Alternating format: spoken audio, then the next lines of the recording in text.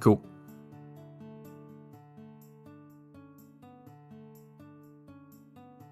So don't mute, right? Don't mute. Okay. Thank you, Cheese Jamie.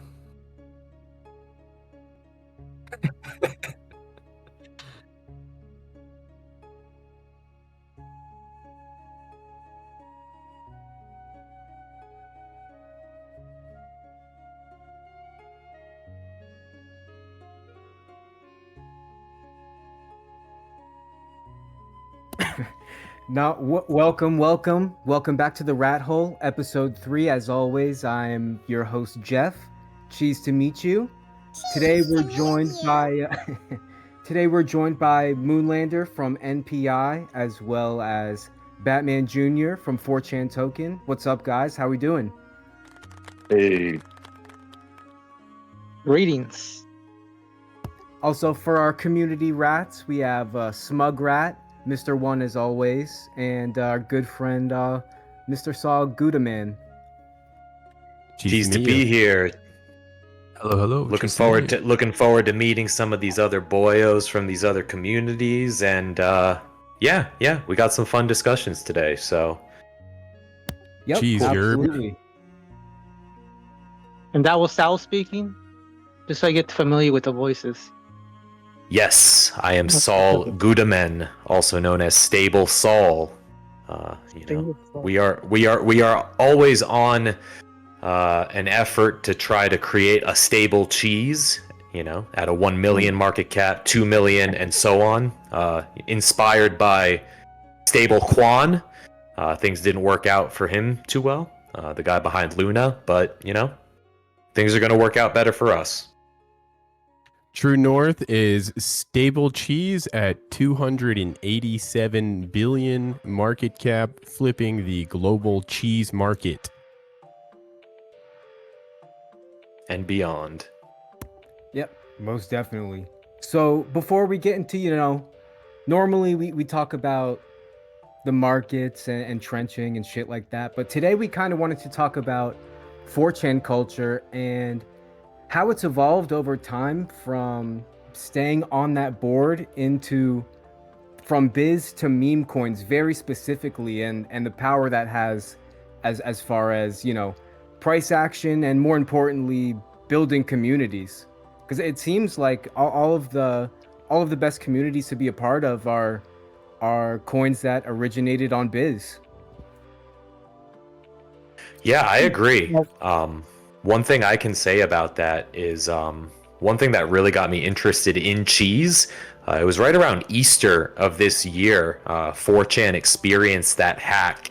And, I know at least several people on this call. I don't know Batmanjr or Moonlander too well yet. But a lot of us on the call, we spent a lot of time on 4chan. And growing up, we spent a lot of time, or as young adults, on 4chan, just discussing ideas. It's a totally different place than somewhere like Twitter, where so much is based on your identity and how many followers you have, and all this other superficial nonsense. 4chan, you really have to come to the table with something that's funny, entertaining, or interesting to captivate people's attention. But yeah, 4chan really fell off. It got hacked. It has all of these problems where you have to wait like 120 seconds now to make posts, or 300 seconds to make a thread. And I find it unusable. And that's when Cheese, launched 4cheese.org, which is it doesn't have the community of 4chan yet, but it's a really good replica of the site that's highly usable. Yeah. But By the way, show of hands, maybe we can ask around the room who, how long have you been using 4chan, or when did you first start using? Should I answer? I would love to answer that. I believe I started using 4chan as when I was like around 14, somewhere around that age. What year was that? That would be, currently I'm 30, allegedly. Let's see. So you're an old fag. Yep, you can say that. You can say I'm an old poor fag, dude. So and also, going into that a little bit, so you probably remember like the Pools Closed campaign, the Battletoads campaign, stuff like that. I slightly remember that. I didn't go exactly on those boards. I was still on the. I was mostly on like the Halo pages and stuff. I was a geek back then. I was like on the gaming section, and that's how I got into like the whole gaming first and Halo communities. And I'm still kind of in touch with a little bit part of that community. There's a thing that happened on 4chan actually, where there was a thing called DigSite, a 343 company, basically hired these people to sort of create these maps and sort of upgrade Halo, the Halo community. And so they were doing it at some point, but they weren't being funded by these people. And so something was going on, something happened to the point where they leaked, because they all had NDAs, right? They all had a non-disclosure agreement where they couldn't so-called talk about what they were doing, projects and all that type of stuff. Well, somebody ended up leaking all the files that 343 and Bungie, authorized them to use, and they let the whole public basically allow them to use all that coding. And there's a thing going on that it was an insider that basically was a 343 employee that they didn't want to pay them out, or didn't want to fund them. And What's so I'm a kind of in 343 employee? 343 employee is the ones that basically bought out Bungie, Halo, the whole thing on Halo, the corporation, the whole name, the trademark, everything. Franchise and everything. Yeah, the franchise. And that's who they adopted basically, was 343, but they needed help, and so they asked for help. And these people, it was a community called DigSite, and they basically are still alive to this point, and they're still upgrading these maps. And I'm looking at what they're doing, and it's very they just came out with a new, like, they just started doing this stuff and came out with like a new Steam map, and it's very interesting. Like, and they're not even funded. It's the crazy part. They still ask, that that they need to be funded. And I believe, at some point I want to get in touch with things. I believe crypto is a very good way of self-funding. You self-fund yourself by, it's like shilling. It's like you're sponsored by a token, right? And you shill that token, and you're kind of selling that token. You're basically self-funding that token out also, and kind of like a donation itself. It only grows together because people are working together, in a so-called, like, between a token and an organization or a community, because that's a different community, somewhere else. But Sure. that's just thoughts in my head at this point. No, I agree. I had a similar thought where, 4chan, like what you were describing, they do have all of these legendary sort of hacks or social exploits that they've done, some for entertainment, some for, political reasons or what have you. But these meme coins very much do, like, they create a 4chan culture, a 4chan-like movement with a financial side to it, which I don't know that we've really even seen the corollaries of what that results in, and like the cool things that we're gonna see in the next few years with that. But yeah, that's an idea that I've kind of noticed too. It's definitely something new and interesting that I'm still thinking about. Yeah, and from my point of view, like, 4chan is basically a site with a bunch of autists, and that's what drew me in, because I'm on the spectrum. And so, and another thing about 4chan is once you come, the meme is like, you never leave. Well, it has gotten to a point where it's kind of annoying to use. I do still browse it, but I have essentially left it. And when I left it, I joined a meme coin community called Cheese, and we've brought a lot of that culture with us. But in asking some of our guests more about their history and experience with 4chan to kind of get the mood going, Moonlander, do you care to key us in on some of your experience? I've never used 4chan, unfortunately. Yeah, I'm old, but yeah, I've never used the. Yeah, I know.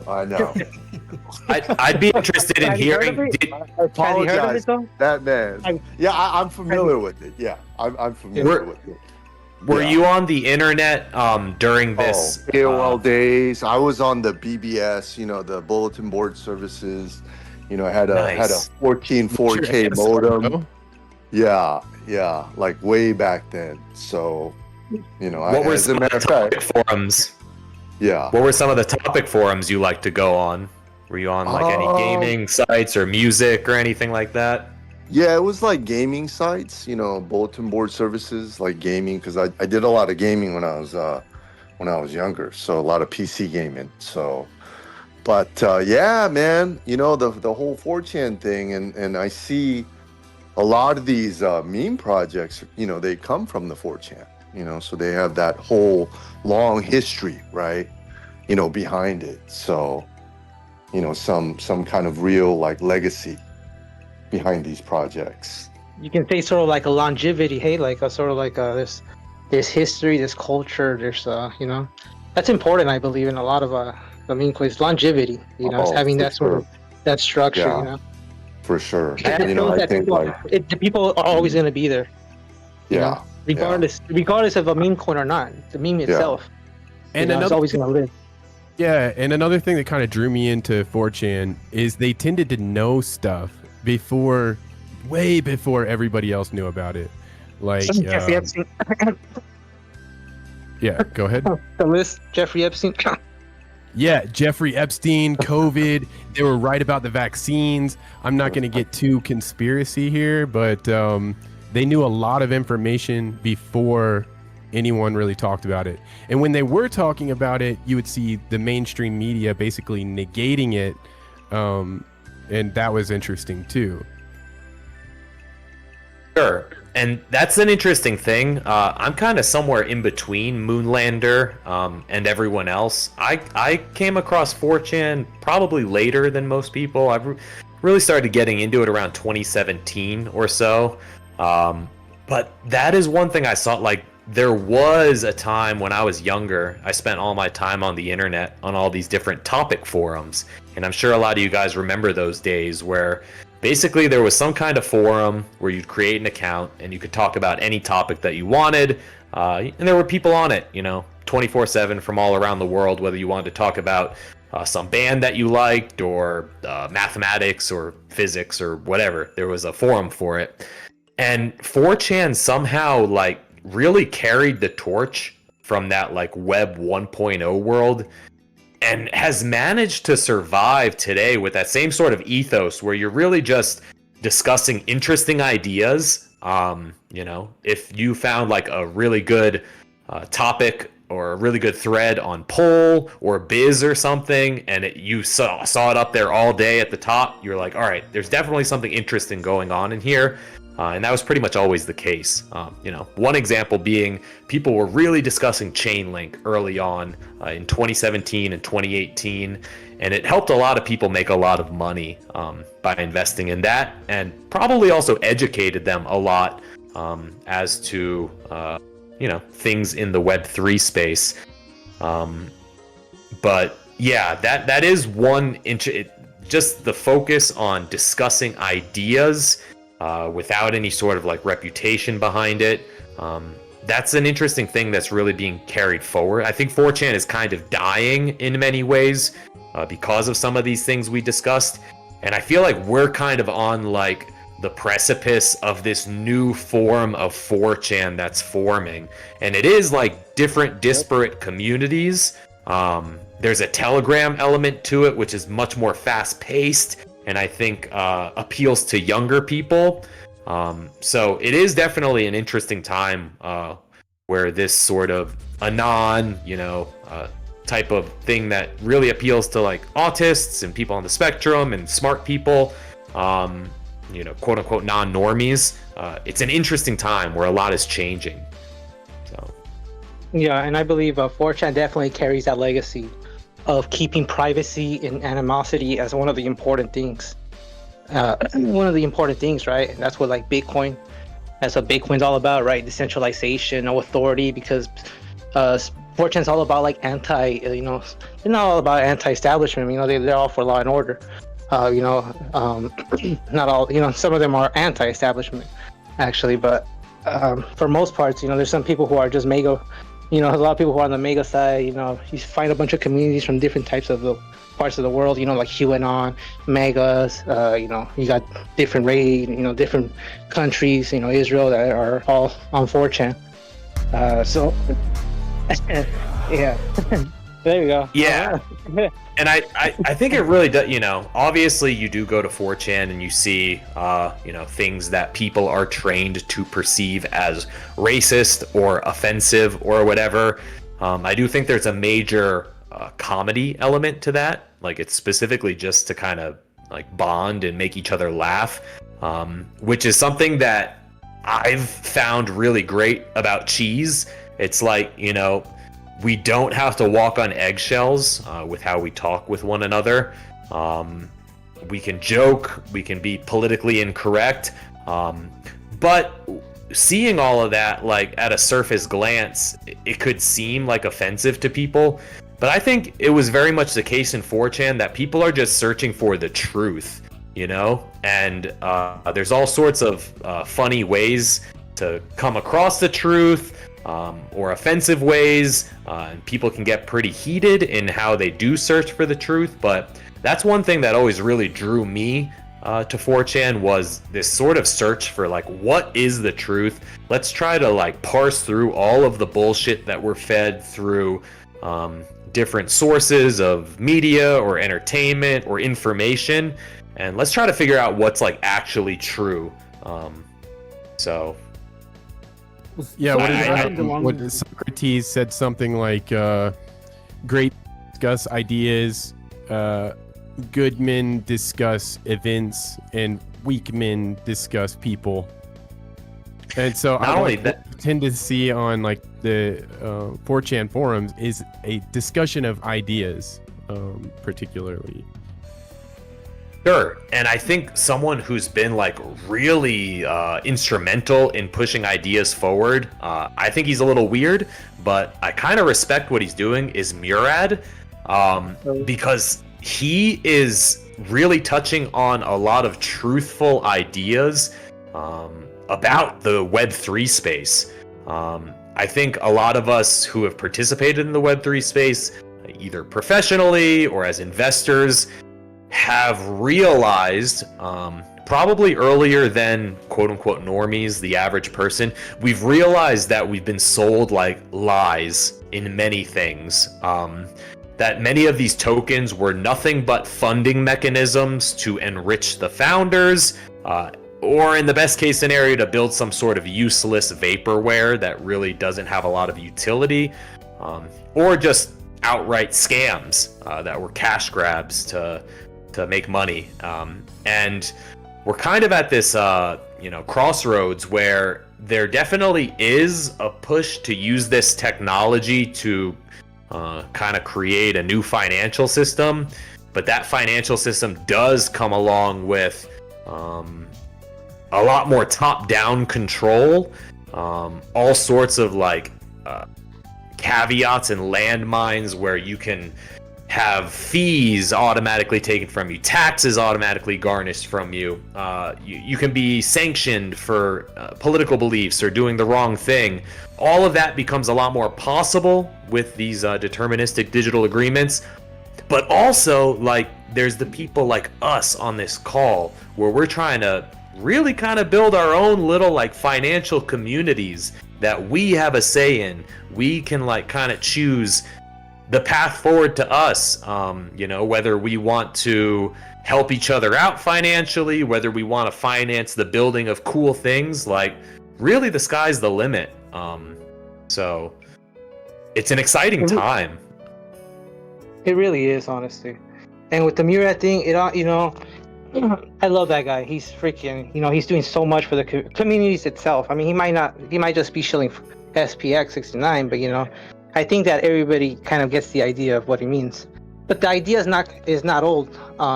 The idea has always been there for a very long time, especially after what happened with Wall Street, right?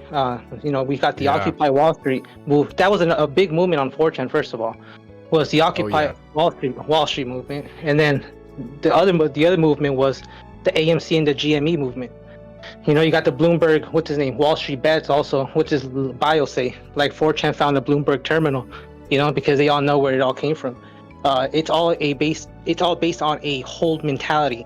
Huddle, they call it the huddle, right? The hold on for dear life Yes. mentality. You know, And so meme coins dovetail perfectly into this to take that culture and tokenize it, so we have a vehicle that we can separate ourselves from the traditional finance system and central banks and create our own system where we can trade amongst each other and spread our own ideas. And that's what I Right. really like about meme coins. I think the most interesting thing that's happened, and kind of organically, is that the website has become unusable, right? And because of that, the alpha that used to be actionable is not any longer.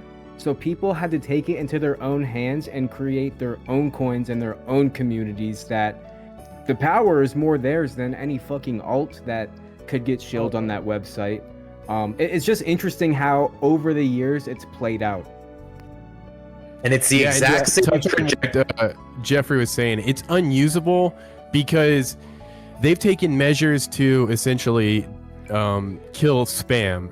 One of the things out there that's being talked about that was actually originated on 4chan was the dead internet theory. And 4chan is taking measures to kill bots and bot activity. And one of the things that they've done to do that is Moonlander does need the mic. But quickly, one of the things they've done to do that is they've made this really weird captcha, and then they make you wait 300 seconds at least before you can even post. And a lot of times you'll, put up your post, wait 300 seconds, and then you're already off forgetting and thinking about something. Or at least in my situation, I'll be scrolling and going somewhere else. And then I didn't realize it. I come back and I have to wait another 300 seconds. And so I'm like, you know what, screw this. I'll just read it, and I won't engage anymore. But Moonlander, can you tell us a little bit more about let's see, NPI? Yeah, what is NPI? What brought you to it, and what brings you to the show? Yeah, sure. So NPI, it was a CTO, so we took it over. It launched like June 15th, and then shortly after we CTO'd it, and then basically the narrative is based off of the NPC universe. So I think the whole NPC narrative is big. It signifies like what's happening with a lot of people in this world today, right? People have lost their ability to think. They go with that mainline, the news narrative, and it's crazy like how easily people are fooled, despite the wealth of technology that we have. Like if you're really genuinely curious to like learn something, right, the truth, like you have all the information out there to, with some thinking, right, you're able to find out what the truth is. But you see the whole world kind of I think in most countries now, it's just kind of they're falling into that NPC category. So it's based off of the NPC narrative, and basically kind of it's the dog of the NPC. So we just kind of spun our own narrative within the NPC universe through the animated episodes. So right now we just dropped episode 3 about a month ago. Actually, 3 weeks ago. Yeah. So we're kind of narrating the dog. It's just kind of like it starts off with the, it's a homeless dog, right? And then the NPC, the owner, he lost his dog. His dog died, and then they're like by chance of fate they meet right at the graveyard site, right? And then they have this bonding moment, and then they go off, into this adventure. And then like episode 2, they go to this like party together, they bond, and then Elon Musk, he flies through this Cybertruck spaceship, right? And then they go on this secret moon mission. And then so like right now, the third moon mission, they're on the moon, and then the MPI dog goes to save the universe from the NPCs, right? So it's kind of a contrast with the NPC character. We're trying to provide some vibrancy to the NPC universe, with the MPI project, right? Do a lot of the storytelling. We just launched our merchandise. We partnered with Merchminter, and then so we have the merchandise available on Amazon now, and then we have like some of the other plans as well, like releasing NFTs. We just started the whole hype video production, so we're kind of taking a more degen angle to the character as well, to attract, so, and then grow the community. But yeah, that's kind of like a little nutshell. It's based off of the NPC universe, and it's not like one of the Matt Fury projects where you just see like tons of derivatives, right? So we just so in that sense, it's pretty unique. I think we're the only derivative. We had like we ran to 3 million all-time high. And after that, we had like 4 copycat projects pop up, for the NPC. We had like, it was like NPP, non-playable Pepe, right? But, the projects didn't last longer than 2 weeks. And then, but yeah, that's kind of the whole narrative behind it. And so we're trying to, continue, build the brand, right? Through various means. Nice. Just to piggyback off Nice. that, NPI is kind of a derivative of NPC, which originated on 4chan. So it all comes back to a common source. Yeah. It's interesting how you're blending things with like vibrancy with the whole NPC theme, because those are definitely 2 concepts that I don't put together. I generally don't think of NPCs as vibrant kind of people. So that is kind of a cool way forward with it. Yeah. That's, we wanted that contrast, because I think when you do look at NPC memes, like, and then personally for me too, when I see it's kind of, I don't know, you could see because it has a cultural root to it. And, it's actually tied to the real world. So I do like that sense. But then when you look at like kind of like the character, some of the videos, it's a little bit dull. So it's kind of like with the dog, we wanted to bring that contrast, with the NPC character, right? So, the NPC character is in all of our, animated episodes. And then, we're excited about the hype videos that we're releasing. So we got that rolling out, probably like next week. But Nice. Yeah. I showed Lek the episode 1. He really, his feedback was positive. Yeah, we're trying to Maybe Lex we a can good share guy. in a comment under the rad hole thread. Yeah, for sure. We definitely So love a little sneak peek of Moonlander, it. get a link and then post it under the thread of this link on Twitter, so people can view it. Oh, nice. Yeah. Just to segue from there, Batman, what is 4chan token got going on? 4chan token, huh? Yeah. Well, 4chan token itself is, the community, a community takeover.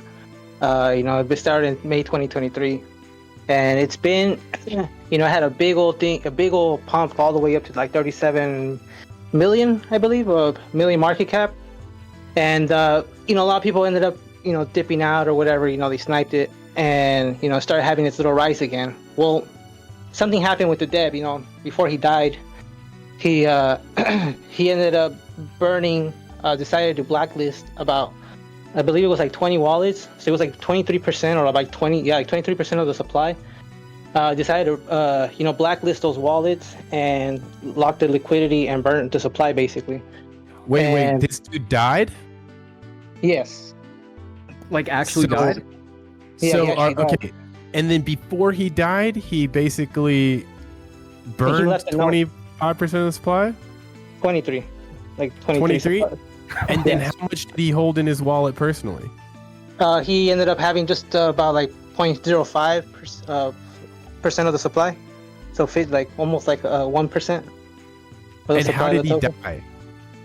That I'm not sure. I only got in, that's the story I heard, and that I only got in only about a month or a year later. Yeah, like about 5 months or something like that. A year later, I got into it.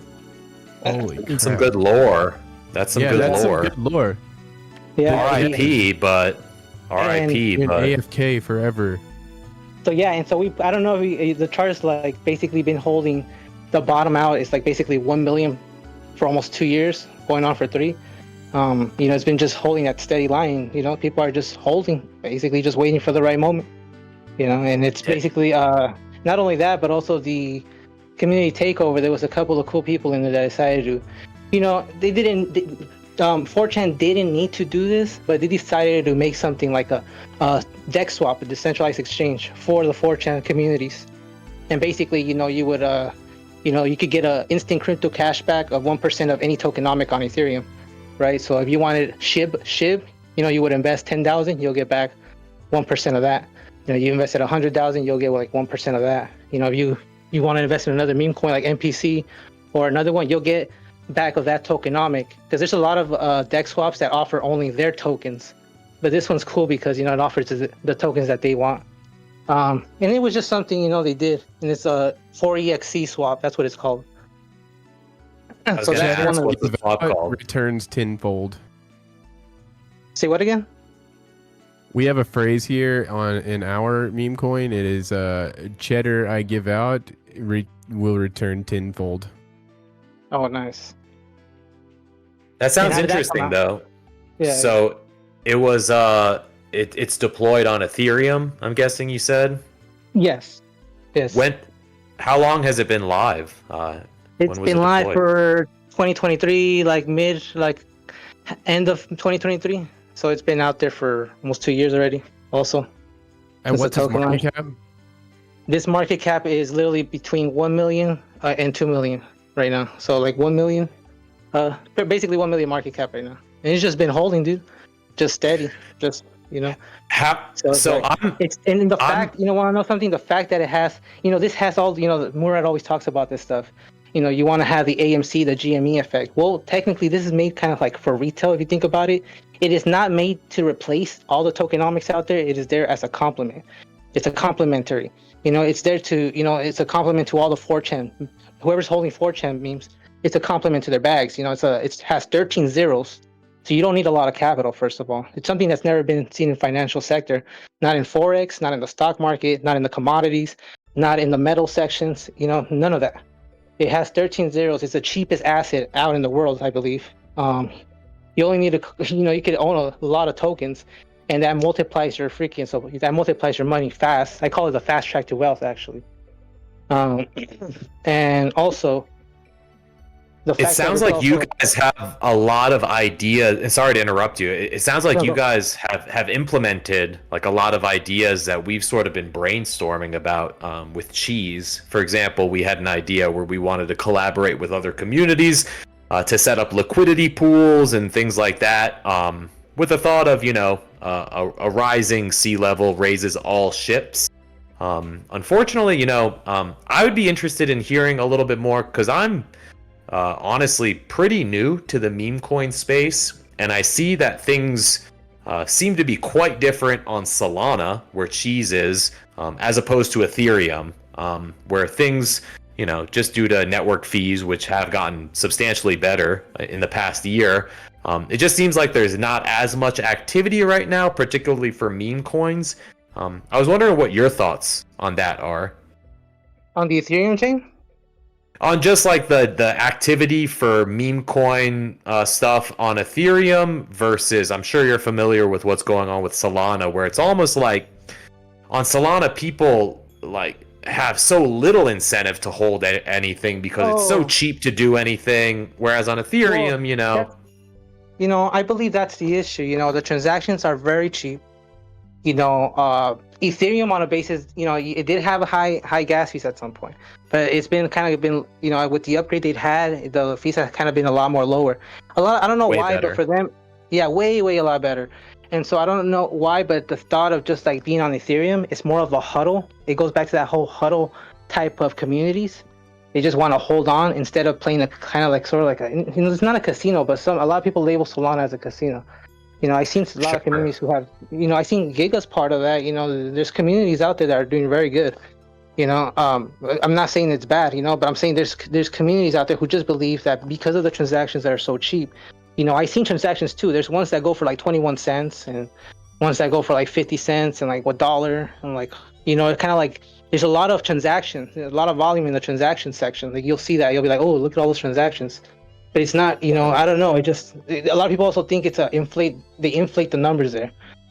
I think it's unhealthy for a lot of community because, yeah, I think a foundation for, growing any of these tokens in value, and it's the same trajectory that Bitcoin took over time. You really do, I'm going to sound like a boomer to a lot of people, but you really do have to have a strong foundation of people that are willing to just sit put and hold the token, and then spread mind share to other people that interest them in what you're doing.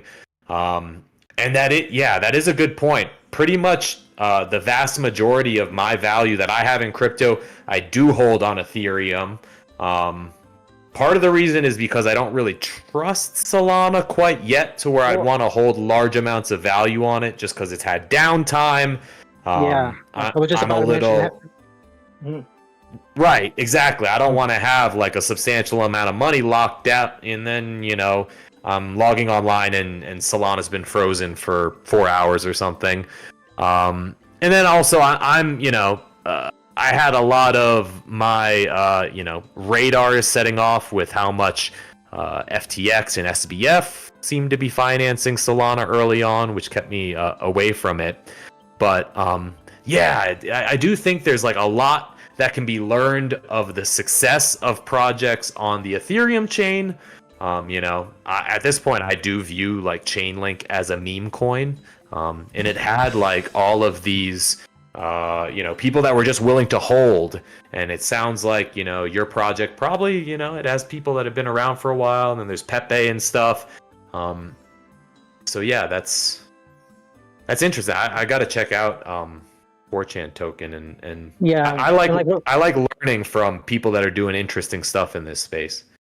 Yeah, so like the market cap is, like I said, like 1 million, and the liquidity is like locked for like the liquidity that was locked for is 1 million. So it literally has 1 million locked in liquidity, and so the liquidity in the ratio is very good there. If it goes up to like 100, up to 100 million market cap, the ratio to that would be like 20 million. Like I don't even know, actually a little bit more than 20 million market cap, to be honest. 20 liquidity, 20 million liquidity at least, because the liquidity is so beautiful there. It's so thick. Hey Moonlander, what chain is NPI on? We're on the Ethereum chain. Yeah. Cool. Oh, nice. So we got That's a couple of Ethereum meme coins here. Do you believe Solana centralized or decentralized? I would say it's more centralized than Ethereum is, but I admittedly don't know the metrics of it. I'm really quite new to Solana. I'm much more familiar with EVM, Ethereum and its variety of layer 2s and things than I am with Solana. But I do see a lot of things in the social realm that Solana very much has going for it. So, they each have their pros, they each have their cons. Yeah. I do think that Solana is where there's like a high degree of user activity. A lot of it I don't think is necessarily healthy user activity. I think it's people making a lot of terrible financial decisions. But, that's where a lot of eyes are right now. So, we call the trenches, huh? The trench. I'm not a trench person, no. But I think that Cheese has such an incredibly strong community of, like-minded people that really kind of do come from sort of like a 4chan kind of culture. There's a lot of professionals behind it that aren't necessarily doxed. that are building cool things behind the scenes. We do have something called Mouse Cafe that's going to be dropping on July 1st, which we're all excited about. But we've also discussed ideas like the liquidity pool idea. I professionally have built a bridge, which I would like to somehow use that as a sort of cheese bridge to chains like Ethereum and maybe Sui. So we do have a lot of interesting ideas in the works. It just takes time to get a nice, good aged cheese. I think the advantage that cheese has is you mentioned it earlier, where there's communities on Solana that or the psyche of it is just a lot of people making bad financial decisions or just gambling everything away. So if you do find those communities that are genuine and want to build on Solana, you have such an extreme edge, because 99% of everything else is a vehicle to extract value. Yeah. Bro, I thought we agreed you wouldn't talk shit about me. Bro, Yep.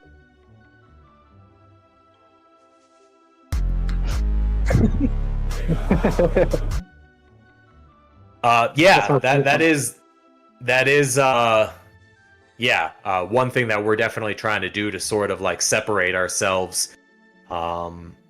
I don't know. I do view a lot of the activity on Solana as like just purely negative, purely extractive. It's like a hyper concentration of a lot of things that I view as like pure negatives in the crypto space. And we kind of have this unique opportunity to really go against that, go against like paying people to pump our bags, and instead to create something positive that draws people in, that they want to participate in. Sure, like we all want to make money off of this. We want to grow. We have something called the Federal Reserve, which is like one of our large wallets that's controlled by a multi-sig to finance all sorts of things. So we want to grow that and be able to finance things. And yeah, it's like we all really get to sort of like choose our own adventure going forward. And it sounds like you guys are really doing that with a lot of cool technical implementations, and sounds like you got some really good lore also. I mean, at some point, what do you think? You think there's gonna be some sort of regulation on these somehow meme coins, and some are gonna vanish, some are gonna get kicked out, or some are gonna be unusable, or what do you think? Like, Man, it's a tough call. I think we're very much in uncharted waters. Like, I think things are very lax right now, especially with Trump kind of leading the way and just being like, hey, I'm gonna shit out my own shit coin. So I think people feel safe knowing, America very much is still the financial capital of the world, and they set a lot of trends for how money is regulated, how it spreads around the world. So I think there's a lot of confidence right now with the Trump administration, but man, I don't know. Like, everything could change in 2028 with the wrong American presidential administration in office.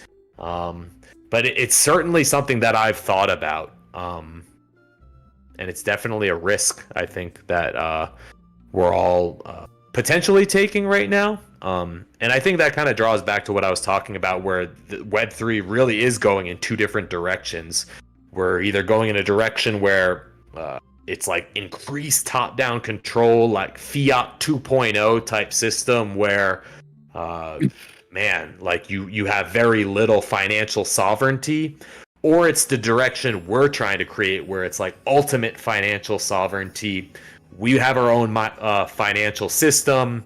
We kind of have this tongue-in-cheek coin called Fubu Finance, where it's like we make our own decisions, we'll grow our own value, and we'll decide what we do with it, and how we do it. So I hope that these things can exist, but realistically, as these things grow in value and influence, I think the powers that be that we were discussing on in the sound check are not going.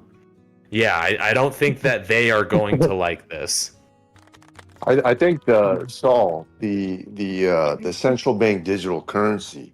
I think that's what all these central bankers are planning now. You know, you got the EU. I know they're rolling it out. I saw the announcement.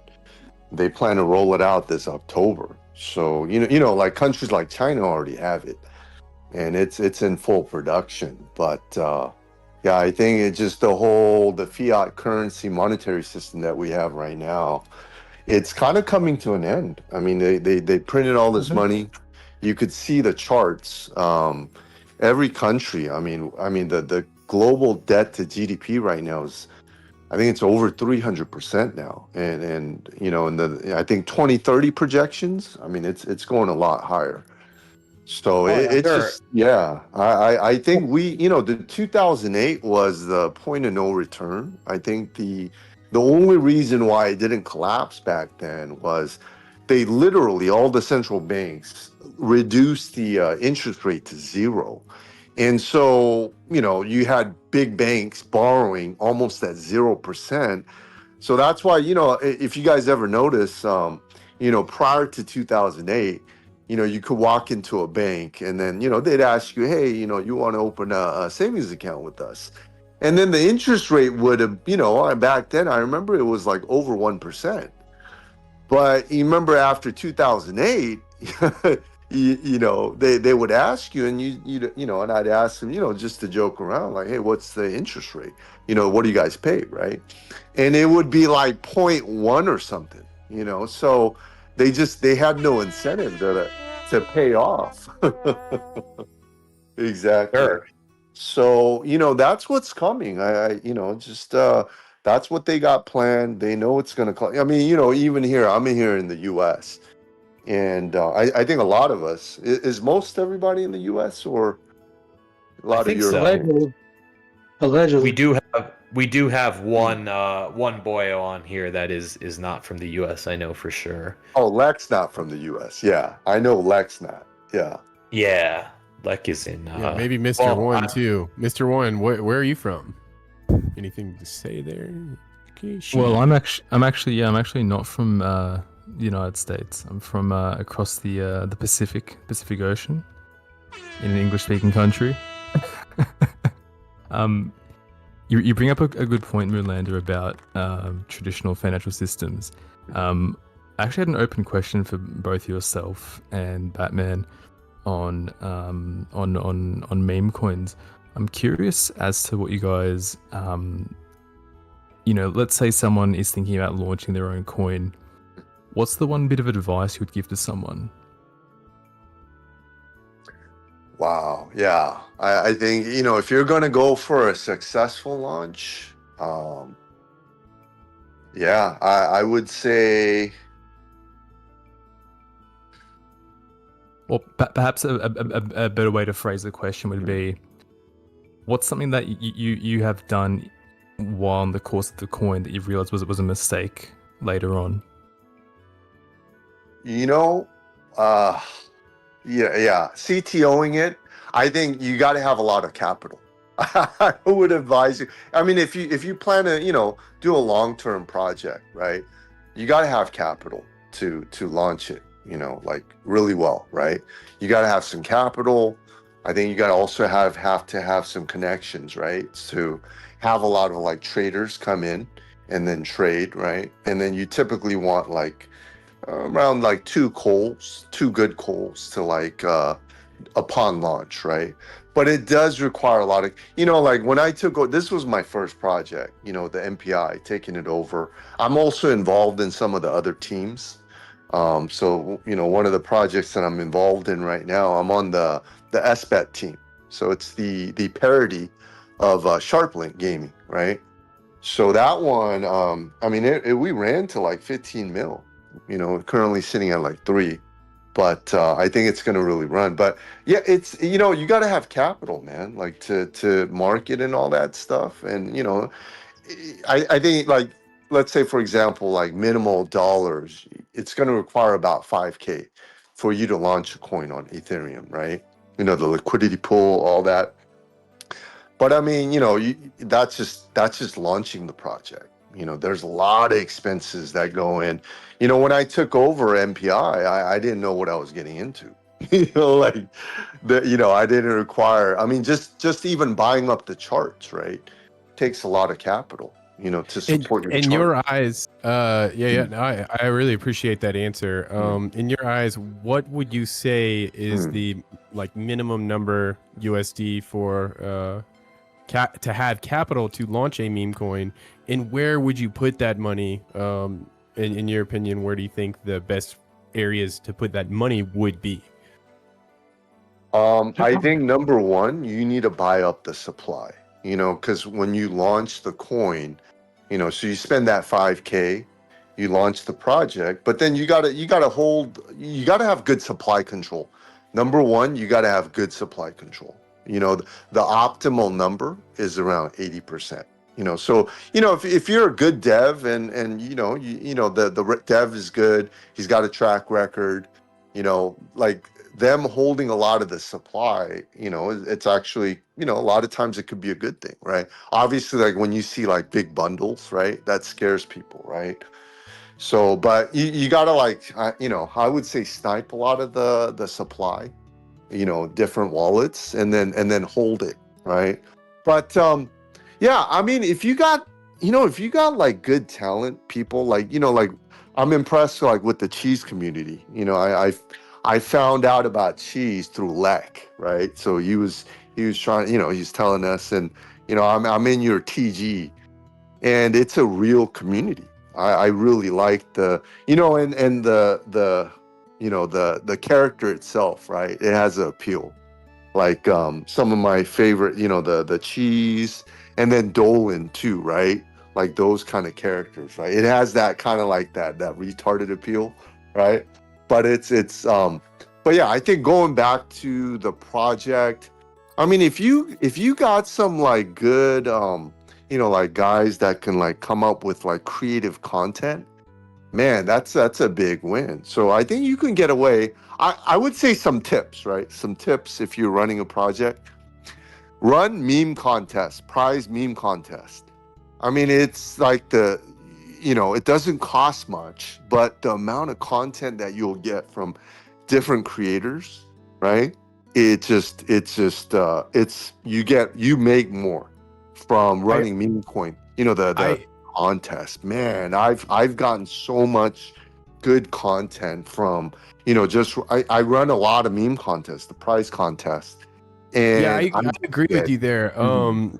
I definitely agree with you there. Getting the good content and people who have a good skill set to use those skills. I do have to bring up the fact that I heard you say, and I'm literally not trying to be contentious here, but I'm just for the sake of the listener. You said that an 80% supply control is Gouda. Like, can you expand a little bit more on that? Because like people might hear that and call you a culture vulture or something, and say that person is going to dump.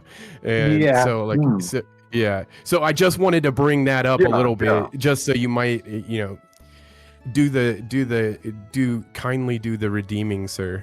Yeah, absolutely. So you know, with good supply control, that's when you could like really run up the charts, right? A lot, right? So if you look at a lot of the projects like that really run up, they have good supply control. So you know, that's kind of what I mean. It doesn't have to be 80%, but if you have like a good team of guys, like, you know, that's not gonna like dump. So that also matters on the team too, right?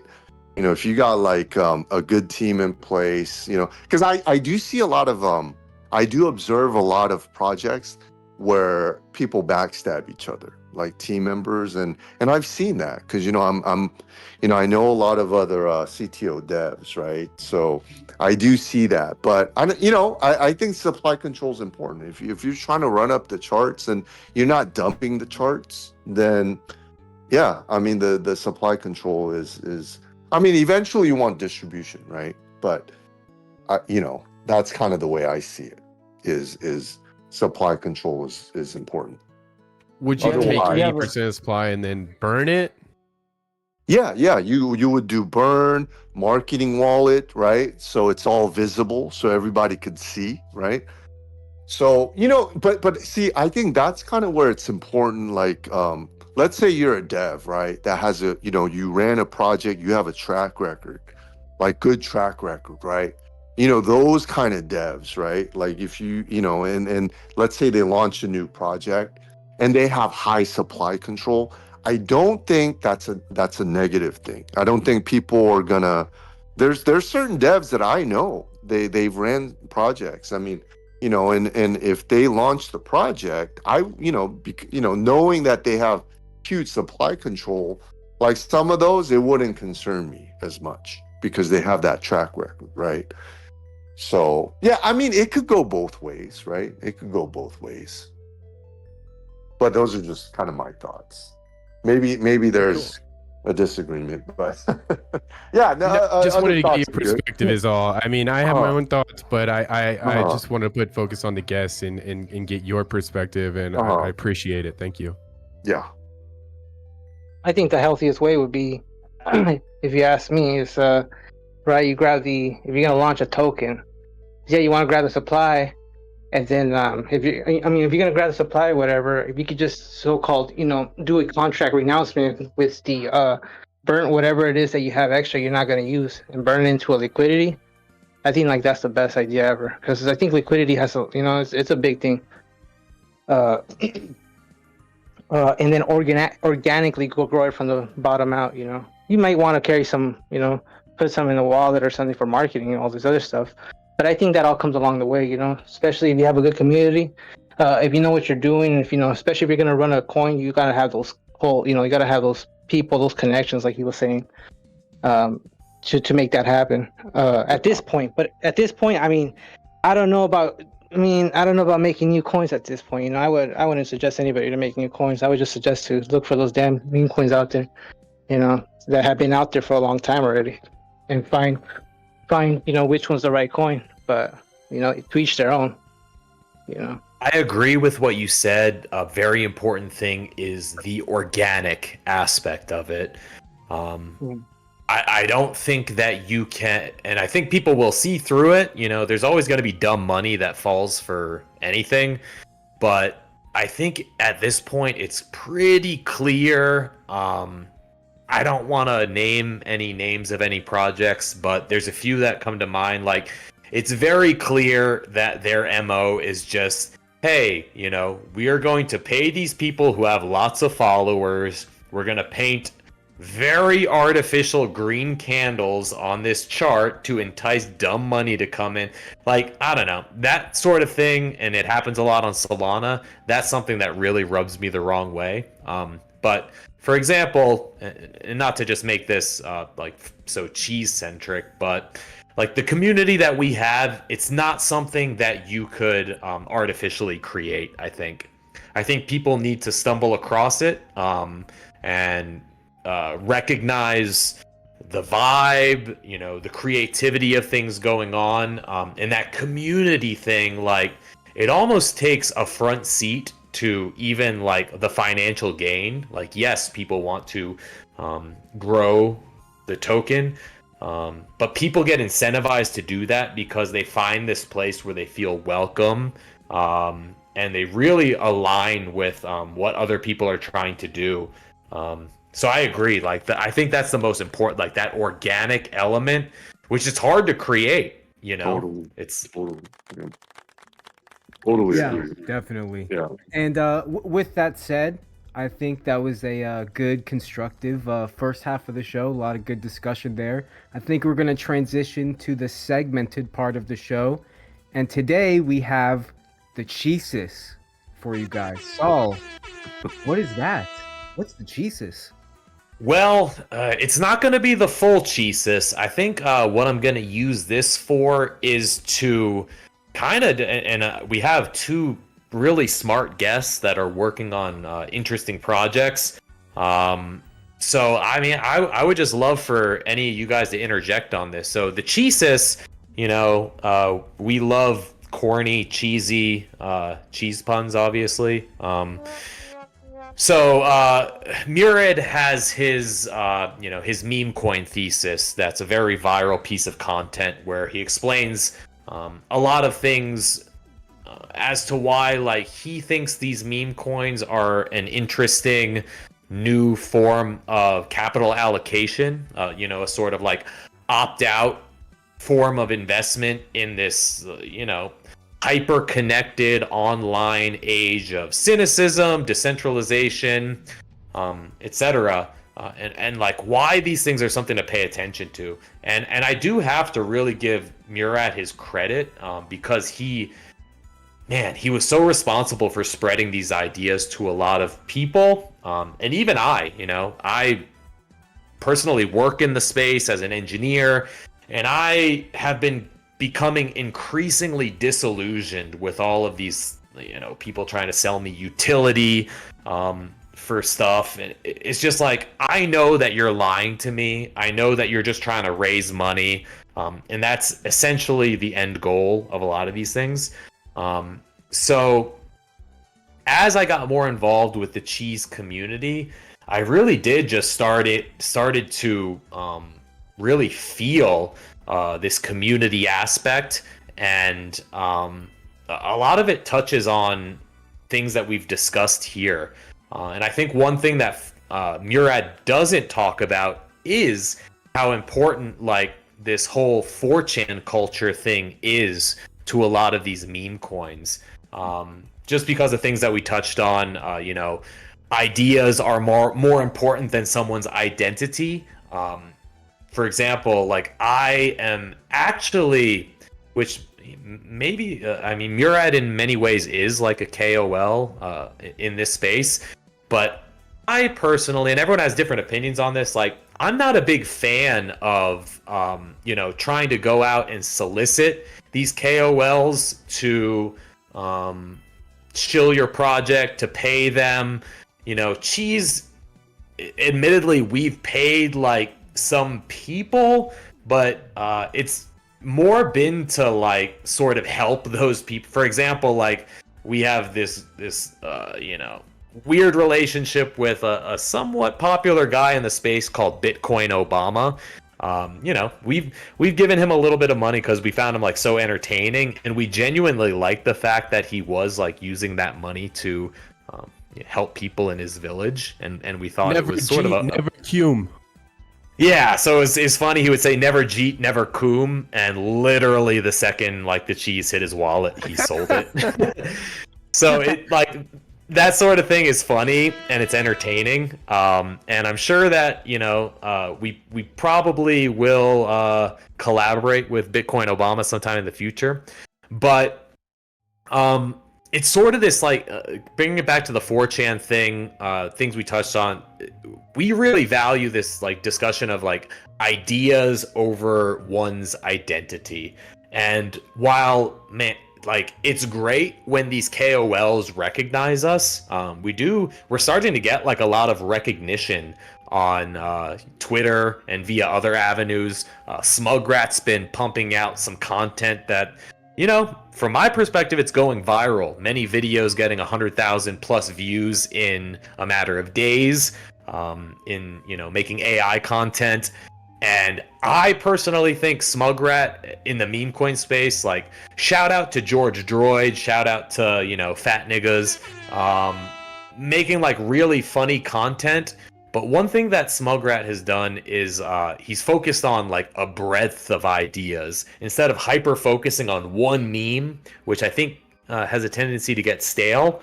Kind of been more of a focus on social commentary, positive content. But the point that I'm getting to is like it's really awesome when we get this attention from these KOLs and stuff. But I think our motive is more to want to entice them to participate instead of like to pay them, which kind of, in my opinion, it seems like a cheap sort of way to bring these people on, where like it's attraction rather than promotion, and that's exactly part of our code. Sure. Yeah, I will consider this sort of like a hacking attention economy, where attention brings everything that you need: money, people, you know. Right. And it just feels so much better when these people, reach out to us and either say things like, hey, like, I really like what you do. Like, for example, Moonlander came on and he said, I haven't seen anything like this rat hole. And the only reason we even have this is because we do have, shout out to Cheese Jamie, aka Diz, who's behind the scenes here making this happen. Like, we have talented people from everything from technical endeavors to these creative endeavors. So man, like, just thank you for recognizing that, Moonlander. It means a lot to us when people recognize these sorts of things. But kind of like bringing it back to the Cheesus, like, man, not to be corny, but I was in church recently and the pastor said something. Let me pull it up on my phone. And really, this Cheesus is right now. I'm working on it to release some content, a recording similar to something that Murad did to really like explain who we are and why we're doing what we do. But one thing that was said in church, and I'm not an avid churchgoer. I just stumbled across that, so I'm not like trying to convert anyone or something. But a point that was said was, our lowest points are often our loneliest points. And I think Cheese really appeals to this demographic of increasingly disenfranchised and disillusioned young men, probably in the age of 20 to 40. I would describe them as higher than average IQ. And many of them are alienated from modern finance and modern society. And we really do crave some sort of community. And I can just see it in a lot of community members. Like, we all come from, I was going through sort of a difficult point in my life when I came across Cheese. And I went from feeling really down to like feeling a lot happier than I have in a long time, just because there is always someone there to interact with. There's always someone there to, laugh with or, share something that's going on. So I do think that is a major element that Murad touches on. But I'm not so sure, like, the thing where I don't necessarily agree with him is he's got this whole cult narrative that he's pushing. And just from my perspective, it rubs me in a bit of a weird way. Like, I think cult has a lot of negative connotations for a lot of people. Like, when I think of like a meme coin cult, I feel like we're going to like commit suicide together, to like burn our tokens via suicide, and like there's one leader that like gets... we're not. What? Yeah, whoa, brother. Let's pump the brakes, okay? Not yet, but it might be on the roadmap. You never know. We're figuring this out as we go. But like, I don't know. I view this more like he does mention these community things, and I think the community element is really important, almost to the point where like there's this interesting book called The Sovereign Individual, which discusses this like post-national world where there's all these disparate like internet native currencies, and that world's really starting to come to fruition. It's a really interesting book that I think everyone should read that's interested in this stuff. I think it was written in the 90s, so it was very like prescient in all of the ideas that it was putting forth. But it's almost like we are creating our own sort of culture, almost like a sort of internet native sovereign nation of sorts, with our own financial system and our own culture and our own motives that we're pushing forward.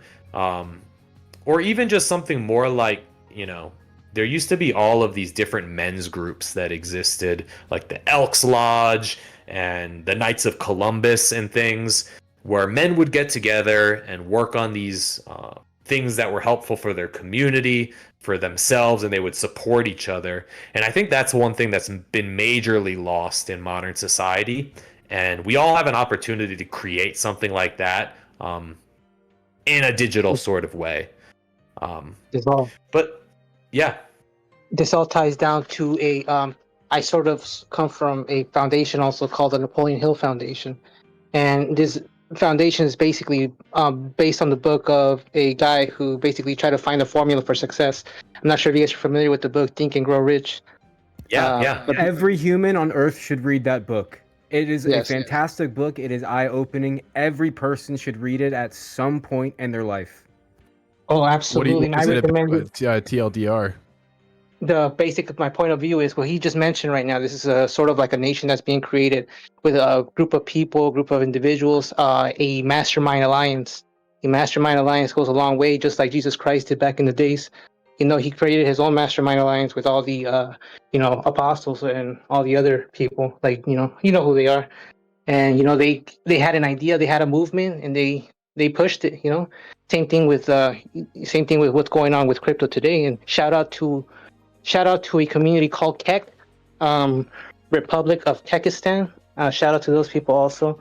It's a community also, but they have a lore behind that on 4chan. They created the first nation, actually. That was created on 4chan. It was a Kekistan, and basically they created their own passports and everything.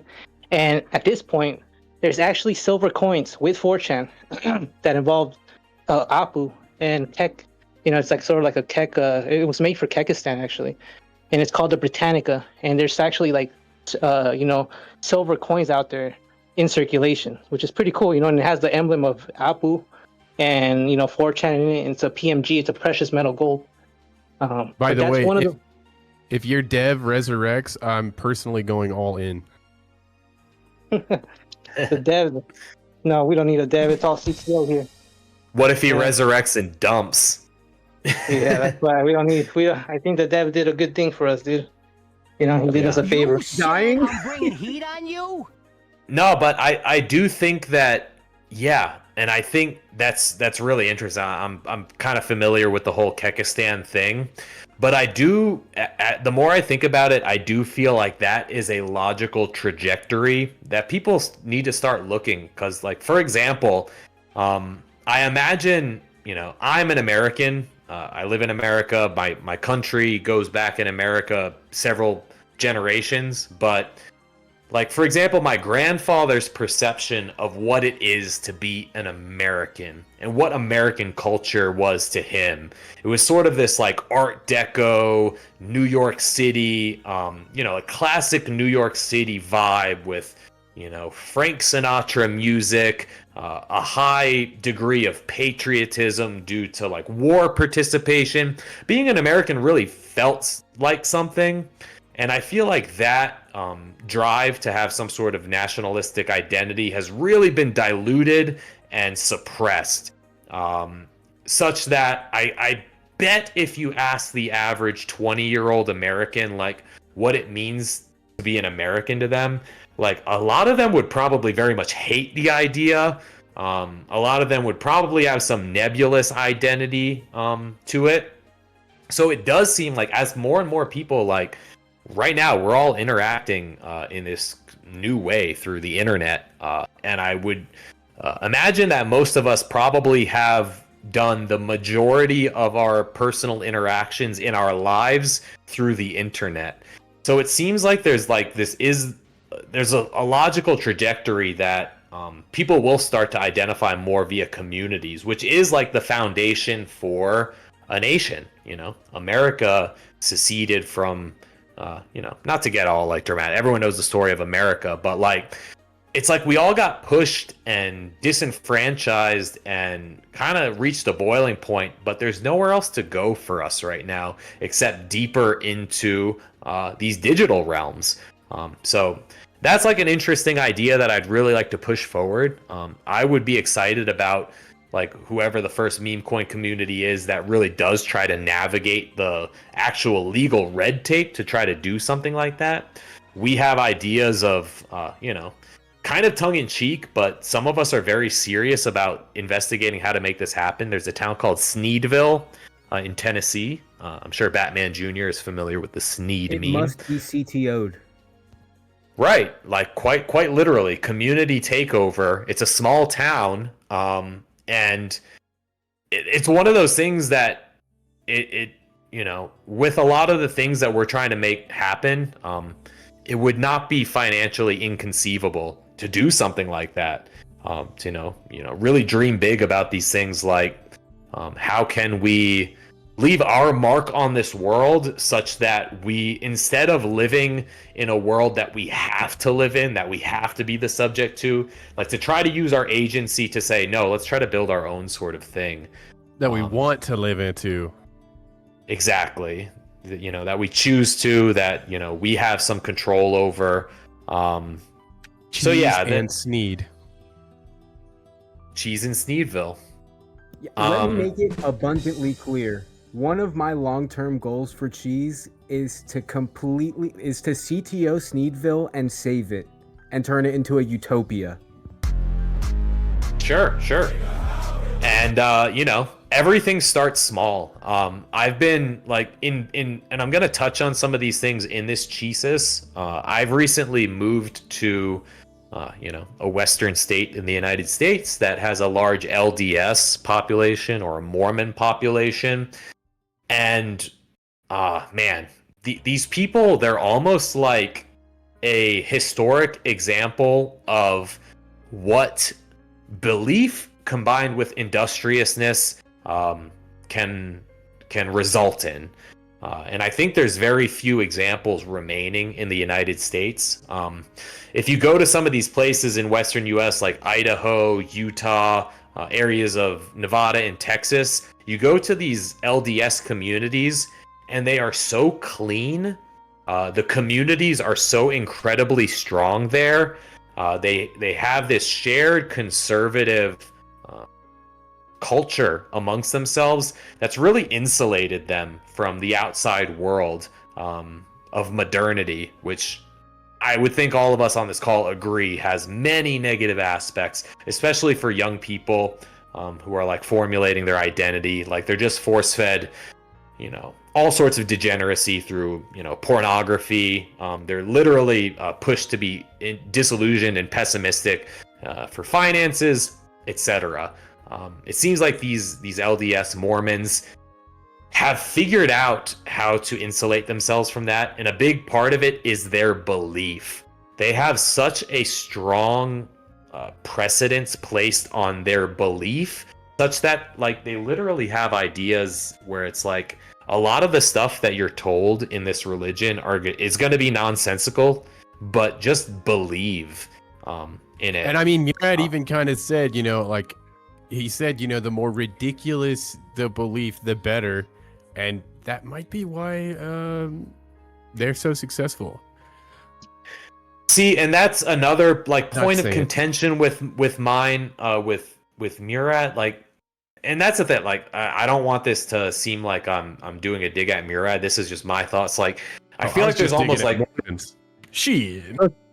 yeah, and that's fine. They definitely I don't know. They definitely have some strange parts about them, but seeing these areas where they live and just how well run they are, how cohesive, like how happy these people are compared to other places.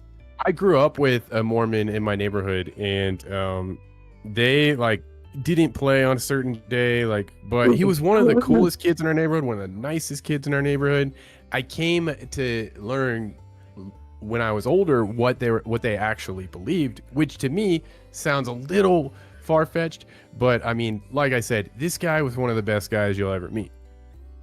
Sure, they're extremely common among Mormons, and they have a few things which, really, as strange as it sounds, they have some things that all of these meme coin communities can learn from. One being the belief, and the community aspects, the community around belief, which creates this very positive culture where they all take care of themselves. They all everyone pays 10% of what they earn to the church in a tithing, and that those tithes are used to basically for charity purposes, if anyone's having sort of financial difficulties, and to actually acquire assets for the church. And the other element, which is incredibly important for their success, is they have a strong degree of evangelism, where they go around the world and they're spreading this really they're spreading this positivity more than anything, because I think most people agree, like, taking their belief system at face value, for most people, especially that haven't grown up in that, like, it's kind of crazy. Like, we all hear about like the Joseph Smith founding story. It's like, how could anyone believe this? How could it take off?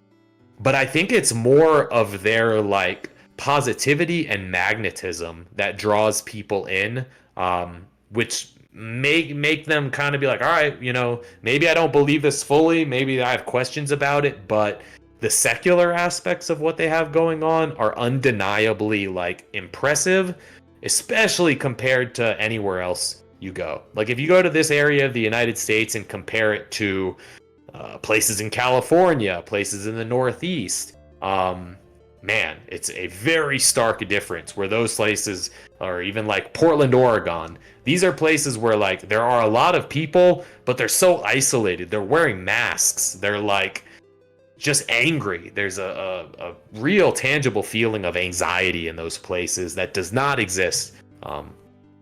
So yeah, that's one interesting like case study, and I'm looking for other ones to kind of touch on this cheesis, where people have used these like precepts of like believing, common culture, and evangelism to build something that's like, much more than just a silly meme coin.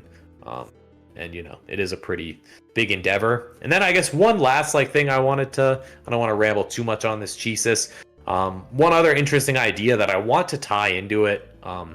There is this essay called "The System's Neatest Trick" by Ted Kaczynski, Uncle Ted, aka the Unabomber, who, I don't know, I'm sure most people on this call are familiar with him, but anyone listening who's not, he was this American, he would be labeled as a terrorist, but he was a very intelligent guy who was put through all of these psychological experiments.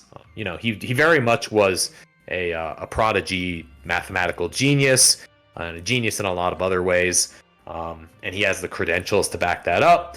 But unfortunately, he saw that the only way that he could really enact change in the world was through violence, and he started mailing bombs to certain people that he thought in doing so he could get his ideas out. And he did. It was successful. He got his ideas out, and many of his ideas have come to fruition. But he did have this essay called "The System's Neatest Trick," which is a short essay, and I would encourage anyone to read it. If you don't like reading, there are audio recordings of it on YouTube for free that you could listen to. But like, man, it describes this this attribute of the quote-unquote system, which is just this like nebulous entity under which we are subject in our day-to-day lives, and how that system, like, it has this attribute where it takes people's desire to be rebellious, young people's desire to be rebellious, and it focuses that rebellion toward tackling issues that actually, the tackling of those issues is helpful for the system, but it sort of disguises them as these like rebellious things that are like, against the system. Like, we're being rebellious, we're fighting for what's quote unquote right. And the examples he gives is like, young people wanting to fight against racism, where racism is actually bad for the system, because the system needs like workers, it needs equality, it needs this class of workers that don't have in-group fighting, that just are like working toward perpetuating the system. Another example he gives is like, fighting for women's rights, and for the same reason, like women's rights, gender equality is actually good for the system, because it creates these people that are contributing to the system. Bitch, stay in the kitchen. Yeah, that would be bad for the system that's coming to play. But like, one thing I realized, like, I came across this essay while I was working in Web3. Like, this whole Web3 thing to me is one of like the clearest examples of the system's neatest trick playing out in real time, where we've all been like sold this bill of goods that it's like, oh, like these smart contracts they are a better financial system. Like, we made bad mistakes with the fiat monetary system. We hyperinflated things. We got into all these problems. But here's the solution. And it's like, it was sold as this libertarian thing, like as something outside of the system that we all need to rally around to build up. But I think we're at a point where it's quite clear, and Moonlander was touching on this with the CBDC things, which are like a huge instrument of top-down control. Like, we're at a point where this whole Web3 thing is actually just a major tool of the system that increases its power so much more and robs people of their, autonomy and sovereignty. So without really going into that too much, that's another thing that I really want to tie into this Cheesis, and how, all of us, like, we have representations from 3 distinct communities working toward different things, but we do have this opportunity to actually kind of like buck that system and say, no, we want our own thing. And there are a lot of interesting examples in America of people doing that. There's this currency called the Ithaca Hour, where this community, Ithaca, New York, they created their own currency because they wanted to stimulate the local economy. They wanted to keep that currency stable. There's these things in the West called goldbacks, where they weave gold into the currency. So it's some cross between like fiat with the face value, but it has intrinsic value in gold. They've had differing degrees of success, but it's like, we have the technology to do this. And now it's very much just like a social endeavor where we have to convince people that, they can believe in what we're doing, that we're not necessarily just trying to pump a shit coin and dump on them. Like, we really want to build something new, for all of our benefits. So, and those are kind of the full length Cheesis will be finished at some point in the future, right? Yeah, I'm hoping that I'll probably release it sometime within the next couple of weeks. I have to do some traveling here in the next week or so, but yeah, I've got my first couple drafts recorded, and it's just, man, it's almost like the more cheesing that I do, the more like ideas that come to mind. Where, yeah, it's, man, like, if you look how far everyone in this space is so hyper focused on like what's happening today. Like, literally 3 days ago, people were panicking because Bitcoin went 100K, and now it's back like at 106K. Like, people get so like retardedly focused on what's happening in the next 5 minutes. Like, you really need to step back and see how crazy it is, like what Bitcoin has become, in not even 2 decades, and start thinking about like, how are things going to look in 2030, 2035, 2040. And once you start like looking out at that time frame, a lot is possible. So yeah, I think people really need to expand their time horizon with a lot of this stuff. Now, you're referring to like sort of like, when we talk about these cheeses, I'm thinking the word is something called thesis or something like that.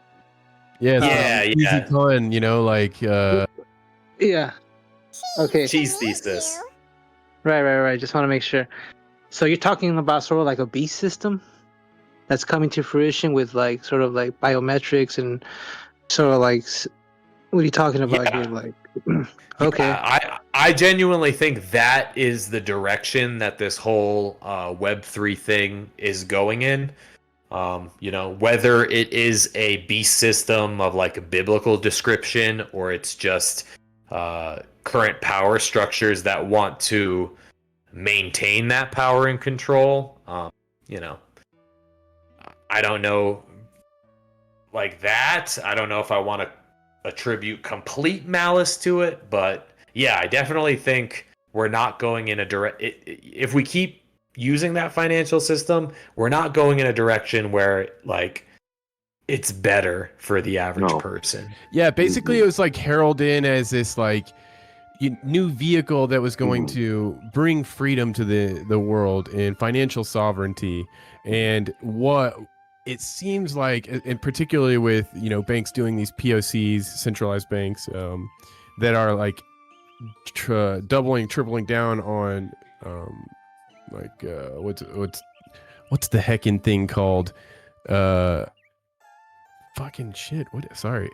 What is the freaking stable coin that they're gonna issue? Central bank CBDCs. CBDCs. Yeah. Yes, and they're tightening the rails of that control. Like for instance, they're doing stuff where, I know I saw something where Britain was doing this POC that you could not save more than $10,000, and also doing stuff like putting controls or restrictions on what you can buy. So for instance, if somebody had, let's say a mental illness and they were supposed to buy their medication, for instance, and they had like $5 left, and they're at CVS and they're buying a 12-pack of beer. Well, or like, I guess you can't get a 12-pack of beer for $5, but you know what I'm saying. And that charge would be declined because they're not meeting, like they've been red flagged for not getting their meds or stuff like that. Yep. It's programmable. China, they've already done this. And, the whole CBDC thing that's rolled out over there, China's gotten pretty much rid of cash, for years. It's been, if you go to China, I mean, most places don't even take cash. I mean, this is like even in the rural areas, right? They use the apps in China. But, the whole CBDC pilot, they rolled that out and, they put, they were depositing money, but they were programming the money. So they would tell the citizens, hey, you have to use this money in this allotted date. Otherwise, the money will disappear. So they can literally, it's like smart contracts on your money. They can put any type. So you see the level of control. Yes. And then they tied that in with the whole social credit score. So, these other countries, the intelligence agencies, they have it, they just don't publish it, right? But they have these scores on citizens. So, in China, they're very open about that. But it's a scary, it's very scary. I mean, when they roll that out, they have, so when you have like your social media and you talk something, you're telling the truth, but it's negative for the government, your point score drops. And then if that point score drops low enough, what ends up happening is you start getting restricted. So now, like Chinese citizens, there's people there because their social credit score dropped. They can't even buy a train ticket or an airplane ticket. Wild. So they straight up restrict your mobility. You pass by a camera and then they shame you. So your photo comes up and then it notates like what you're guilty of. So, I mean, so if you want to see what the model of where this is all heading, that is where it's all heading, because that CBDC, once they execute that, they roll that out, they're going to tie in our ID system, your social credit score, our medical records, everything just kind of ties in. You can even go on like UN's website and they actually have a form of that. You can see it on YouTube actually. But the digital ID and there's a video on that published by the UN talking about how it ties in everything, your retirement savings, like all of those aspects. So you could just imagine the level of control that's coming soon. And I think what's going to be the trigger is it's going to be some kind of financial shock that's going to come, and they're gonna market this around that and say, hey, look, this problem, but we could fix it, but we need you need to give us control and then let us do this, right? And I think that's kind of they're gonna put some kind of shiny thing around this and then market it to the people, and then they're gonna buy it up. I think the other thing, the tie-in that's gonna come with the CBDC, I'm sure some of you have heard of it. It's called UBI, Universal Basic Income. And they've already tested this out in certain countries. A lot of countries, even here in the US, I think like in Chicago, they did test it out with some people.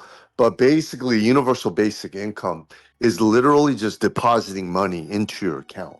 just just depositing it so you could live, right? And that's kind of the form, because you guys see a lot of the even here in the US, the middle class is collapsing. You have the whole inflation, and I see a lot of people. I live in Silicon Valley, but I have a lot of friends that had to move out of this area because it's just insane. Just living is becoming difficult. So, and then you got the whole AI thing right now. I mean, I use AI not just for my work, but for all other aspects. And I mean, it's just, you're talking about huge, and I'm talking like in the next 12 months. Right now the Yes. job market's tough right now. I've got friends that, they have master's degrees and they got tons of work, really experienced, high skill level.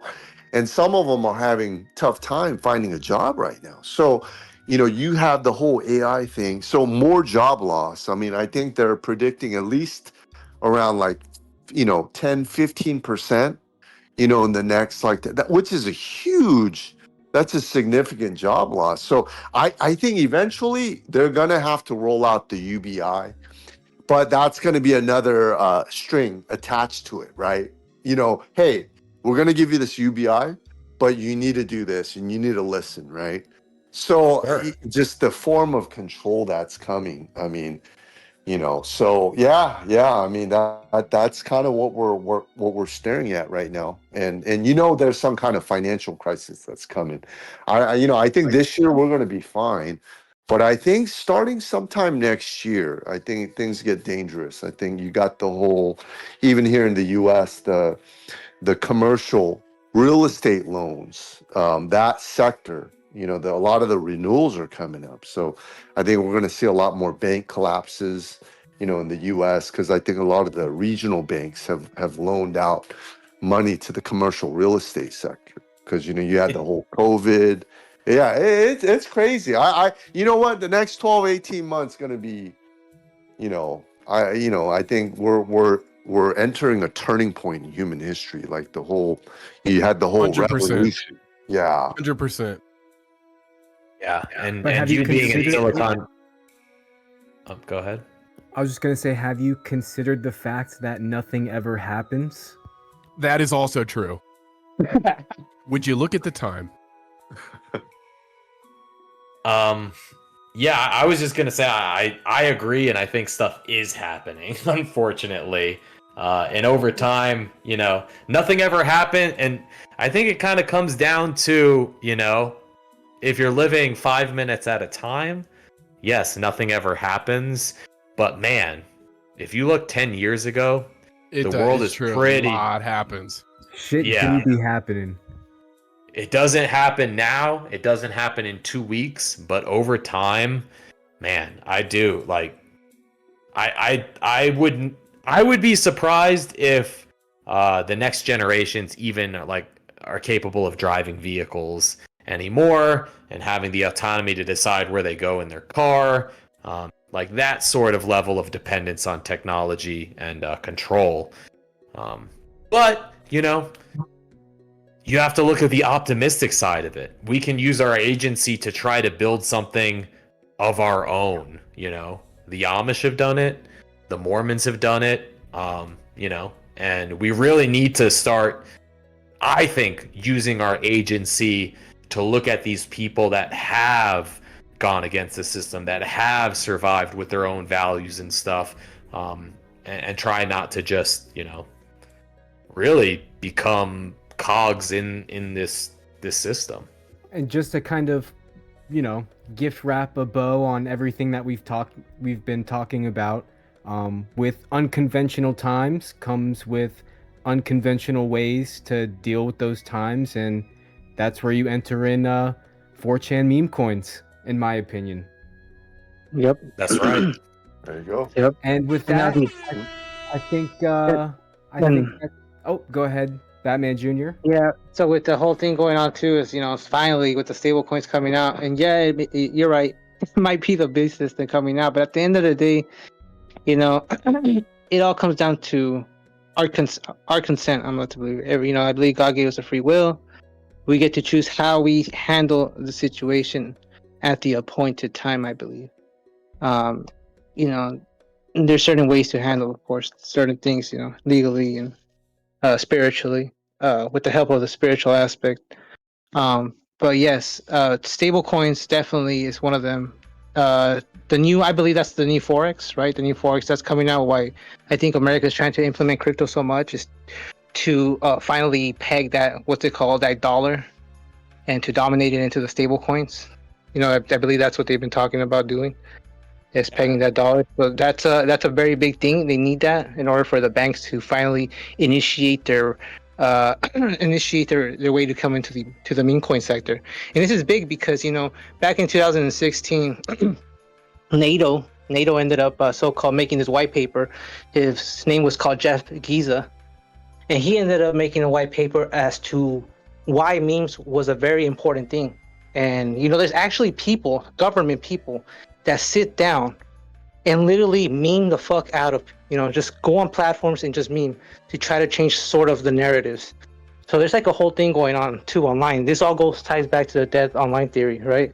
So government's way of coming in also, I believe, is a way of influencing communities, and they're gonna come into crypto, and they're gonna go into communities, and I believe they're gonna definitely join the 4chan memes, right? Because I think Morad even says himself, he said it in one of his so-called QMAs or whatever, when he was on the stage, and basically said that they're going to be looking into categories, top leaders, and 4chan, there's a category out there now that list is 4chan memes, and most of them are up there. Even Cheesecoin is on the category. So Yep, definitely.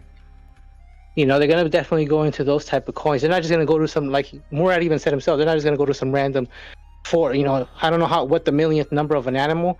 There's I don't know how many coins that, just so many out there. So those ones that are in a category are definitely going to outperform those that are without. So, I mean, that's another one. But that was just my take.